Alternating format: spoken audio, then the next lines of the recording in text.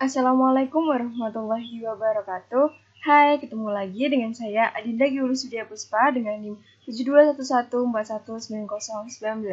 Nah, kali ini saya akan melanjutkan proyek 1 tentang keahlian teknologi sehari-hari. Langsung saja kita pada pembahasan yang pertama, yaitu sistem operasi. Sistem operasi sendiri merupakan sebuah program komputer yang menjalankan program lain di komputer. Sistem operasi juga menjalankan peralatan seperti hardware dan mouse. Sistem operasi memiliki utilitas program kecil yang mampu menduplikasi file, menginstal peranti aplikasi baru, mengatur tampilan komputer, dan lain sebagainya. Nah, dalam sistem operasi terdiri dari dua. Yang pertama ada Microsoft Windows dan sistem operasi yang lain. Untuk Microsoft Windows merupakan sistem operasi yang paling populer untuk mikrokomputer. Microsoft Windows ini mengalami banyak perubahan, kenaikan kemampuan komputer, dan keberagaman perangkat yang dipasangkan ke komputer. Microsoft Windows harus diperbarui atau diupdate agar sumber daya baru dapat dimanfaatkan dan juga untuk keamanan komputer. Pembaruan Microsoft Windows tidak dikenai biaya dan bisa didapatkan gratis dari situs web Microsoft. Yang kedua ada sistem operasi yang lain. Sistem operasi yang lain ada Mac OS X dari Apple Computer dan juga Unix untuk mikro standar dari Lenovo, Dell, Gateway, dan lain-lainnya. Unix sendiri merupakan sebuah sistem open source yang artinya sistem bebas untuk diduplikasi, digunakan, dan diperbaiki oleh siapa saja. Unix ini dijual dengan gratis, namun untuk versi modifikasi terkadang tidak gratis. Sedangkan Mac OS X adalah sistem operasi yang mirip dengan Unix, namun sistem ini tidak gratis, memiliki hak milik Apple Computer. Selanjutnya ada peranti lunak aplikasi. Yang pertama ada identifikasi.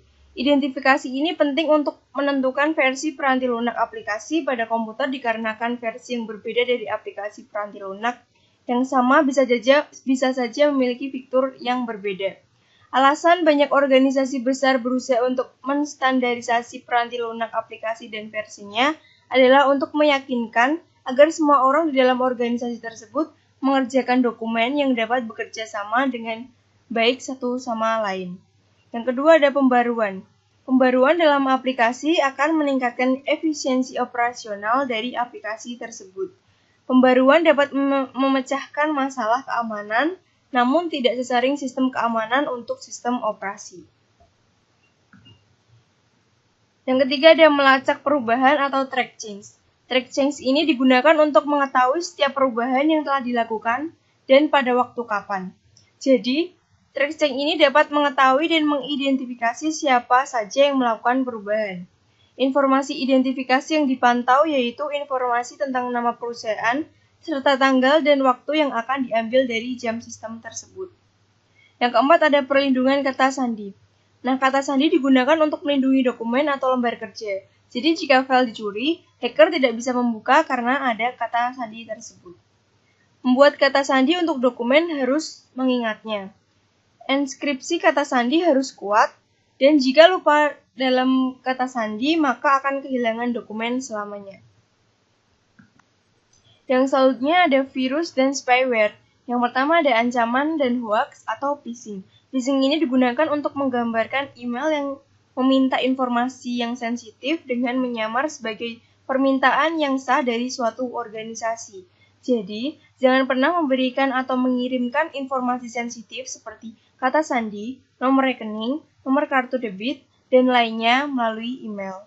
Yang kedua ada proteksi. Yang proteksi ini digunakan untuk menghindari virus dan spyware.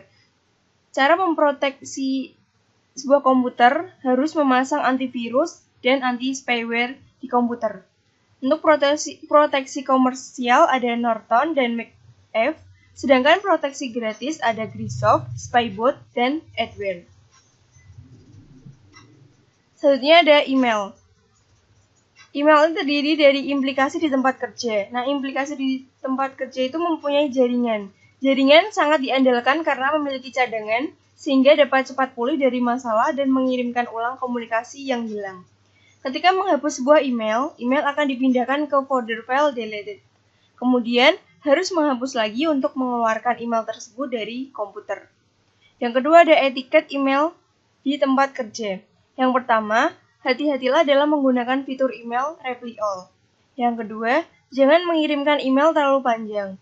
Jika akan mengirim email panjang, sebaiknya membuat dokumen dan lampirkan dokumen pada email tersebut. Yang ketiga, jangan merasa yakin bahwa email yang dikirim kepada seseorang tidak akan pernah dikirim ke orang lain. Yang ketiga ada akun email pribadi. Nah, email pribadi akan dikirimkan melalui komputer yang dibeli sendiri, menggunakan peranti lunak yang dibeli sendiri, dan juga jaringan komputer yang dibeli sendiri pula. Dikarenakan, jika menggunakan komputer tempat kerja, perusahaan memiliki hak untuk mengawasi bagaimana sumber daya digunakan. Otomatis bisa melihat isi dari pesan email yang dikirim secara pribadi. Sekian dari penjelasan proyek 1 mengenai kegiatan teknologi sehari-hari. Kurang lebihnya mohon maaf. Wassalamualaikum warahmatullahi wabarakatuh. Terima kasih.